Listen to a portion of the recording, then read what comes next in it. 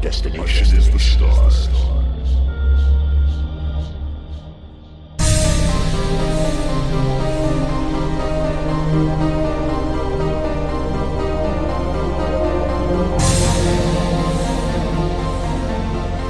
Hello, I'm Shane Thomas. This is the Sci-Fi Roundtable podcast, and tonight we are reading excerpts from The Engineer by Darran Handshaw. This one's on the Engineer's Workshop. Construction of the Engineer's Workshop commenced the week following the vicious battle in the market tunnels. Actaeon selected a space in the outskirts just on the fringes of a small community to the southwest of the pyramid's base. As soon as the necessary payments were in place and Actaeon had finalized the plans, the construction crew began to set the foundation immediately. They also dug out space for a small cellar. The workshop was to be made to the engineer's specifications. He had drawn out exact details, right down to the shape of the keystones at the apex of each of the workshop's 5 round arches that would support the heavy stone vault. The workshop would run lengthwise from east to west and allow the maximum amount of light in during the day. It was paramount to Actaeon's work that the structural components of the building be comprised only of non-flammable materials that could resist the potentially volatile reactions from his experiments, and so the main structure would be made entirely of stone. A second-floor loft with partitions for sleeping areas, a study, and a library would be framed from heavy timber and planks. If the loft was destroyed in an unfortunate conflagration, it would be much easier to replace than the entire workshop. The plans called for the loft to be positioned between the second and third arches on the west side of the building. The roof of the building would be the first of its kind. A common problem associated with the experimentation on chemicals and artifacts containing unknown ingredients was the byproduct of gases, harmful or otherwise, could easily occur. Such gases could either sink to the floor or rise to the ceiling, according to their nature, and would pool in these places, thus creating a hazard. On top of this, such gases were more often than not invisible to the human eye. To mitigate this risk, a ventilation system would be installed at the floor and ceiling levels in order to release such harmful fumes. Creating these in the floor was simple, as the workshop's floor was elevated from the terrain it was built upon. Channels were hewn into the floor at intervals, and Actaeon cast slotted metal covers to be laid in along their length. He also cast large grills that were set at the ends of the channels that exited the workshop where the terrain was the lowest. In fact, the location for the workshop was chosen since it sloped away from the other residents on the outskirts and down toward the stone gardens far below. It would not be very neighborly to allow such dangerous fumes to spill from the workshop and pool around other nearby dwellings. The workshop's location would assure its own longevity, not just by protecting itself and those within it, but by maintaining a good relationship with the community. 6 such openings at the floor level and 6 near the vault's ridge would allow for a rapid exit of dangerous airborne chemicals.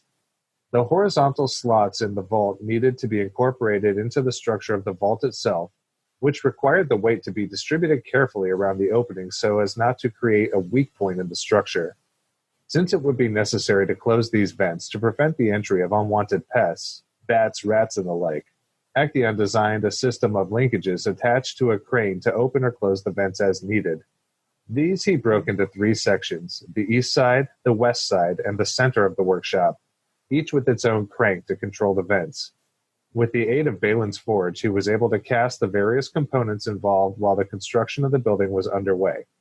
The windows were to be set high in the walls, at the level of the loft, so that significant light could still find the shop floor at all times of the day, but the workshop would not be as vulnerable to theft and vandalism as it would be with ground-level windows. The double-door entryway in the center of the north wall stood a full 2 men tall and 2 men wide, so as to accept or let free the largest of apparatus constructed within. The large doors would be securable from the inside with a bar, and on one side would contain a smaller door the size of a man, with respect to trench. Actaeon had made the door slightly larger than average. 2 massive stone chimneys extended past the vault on each side of the workshop. The one on the eastern end would serve a foundry and forge setup for Actaeon to continue with his castings, and the one on the western end would serve as a laboratory setup with a metal hood with a vent that would direct any fumes up the chimney and out of the building. This excerpt is also from The Engineer, The Battle of Holdfast. "All right, it's time. Remove the sun veil," directed the engineer. One of the attendants pulled the darkened hide from the front of the mirror array, and focused sun poured forth and entered the lens array. Actaeon leaned forward and searched the image of the encampment magnified through the large lens. After a moment, he stepped back and lifted his own scope, mounted upon his unstrung bow, to his eye. Looking through the big lens array with it, he attained an even greater magnification of a location within the lens's image, and there he found it. The faint circle of sunlight illuminated the ground directly in front of one of the larger tents. The engineer grinned at the sight of it and turned a smile back to Indros. By the ancients, it is aimed nearly exactly where we want it, and the sun is out and shining brightly. The Shielding gods must be watching over you today, your grace, he said, unmasked excitement in his tone. I have learned over the years never to rely upon the gods. They've already destroyed this land once. We will not allow that to happen again. If the aim is true, it is by your skill and your sight, said the prince slowly. He took a sip of his morning tea before setting it down on the small table beside him. I could not agree more, though I had much help in this case. Lady Czar, rotate element 1 up by half a degree, said Actaeon, as he returned his attention to the scope. Angular marks had been etched into the brackets of the critical lens the evening before. Too far. Rotate down by 1/8 degree. Yes, perfect. It's ready, your grace. By your command. Destroy them, engineer. I give you my command. Aye, and so we will. Remove the aperture. One of the attendants pulled free another blackened hide with a circular aperture in it that limited the amount of light that entered the array. There was a bright flash of light in the image of the encampment, and Actaeon could see the tent had ignited instantaneously. Excellent, it is a light. Rotate element 1 to right by 1 degree. Yes, now up by 1/2 degree. That's 3 of them, and 1/4 degree to the right. As he called out the commands and lit more and more of the enemy's tents ablaze, he watched the tribesmen awaken in a panic as they moved to wake others and extinguish the flames. He could hear them blowing horns in the far distance to alert the whole camp. The Ruinic tribals emerged from their tents with weapons drawn and readied, but they soon realized that it was fire they were dealing with, and they ran to help extinguish the field of blazing tents. The engineer's mouth dropped open in dismay as he watched several of the tribals spill from one tent, their flailing bodies engulfed in flames. He could see them screaming through the scope, though they were much too far away for their screams to be heard. They struggled in agony for but a moment before they lay still, the fire flaring up as their bodies continued to burn. He'd just burned those men to death. He hadn't realized that the tents would catch fire so quickly. It was only supposed to serve as a distraction, even though he knew many of the tribals far off in the distance were destined to death by sword and spear. It didn't subtract from the savage fact that he had caused those deaths by fire. Very good, engineer. He will wait until they are most preoccupied and disorganized, said the prince, his voice snapping Actaeon out of his horror. The final excerpt is from Darran Handshaw's Work in Progress, a sequel to Engineer called Guardians of Redemption. This is the Light Lance Experiments. 6 select members of the Western Rim Warband were positioned at the edge of a small copse of trees outside of Travail, with long metal poles held in an upright position. Beside them, Companion Brigert held another of the artifacts. They each placed their hands around the 2 separate panels that activated the lances, and they crackled to life, sending bright orange beams of light, almost too bright to look at, into the air, up to 4 times the height of their operators. The lances had been one of the more promising artifacts they had located within Travail. The first one activated had punched a hole into the adjacent room and nearly cut Brigert in half. Now it was time to see if they could be used in a more organized manner. Right to left sweep, called out Lauren, wrinkling her nose at the smell of ozone permeating the air. The lancers lowered their lances in unison and swept them as directed, the projected beams of light cutting a swath through the small trees before them.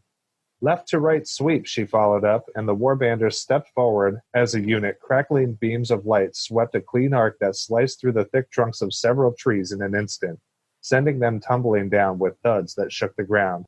Lancers rest, she called, and the lance beams all returned to their original vertical state. De-energize, said Lauren, with a shy smile at the Radel lady behind her. Well, Lauren, it seems your experiment is a success. These artifacts should be useful in becoming Lady Fletcher was interrupted by a crash as another tree fell. Lauren spun to face the lancers again and frowned. Companion Brigert was advancing forward into the woods, sweeping his lance from side to side in graceful sweeping arcs as he cut a path into the copse. Please de-energize, called out Lauren, but the crashing of trees choked out the sound of her words. Companion Brigger, you've been ordered to shut that thing off, called Belle Fletcher with surprising volume. I gotta see what this thing can do, said the stocky companion over his shoulder. He stepped forward and swung the lance crosswise again.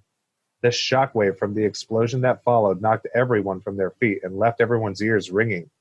Lauren rolled to her side and stood up. Dust, debris, and smoke obscured her vision, and she rushed forward and ran smack into something hard and silver. Coronos. She hit him hard and fell back, but he caught her easily and said something that she couldn't hear. He pointed over her shoulder. She turned in that direction and ran forward. As she reached the fallen trees, the dust began to settle and revealed that the entire copse of trees had been leveled. Several broken fragments and stumps were on fire.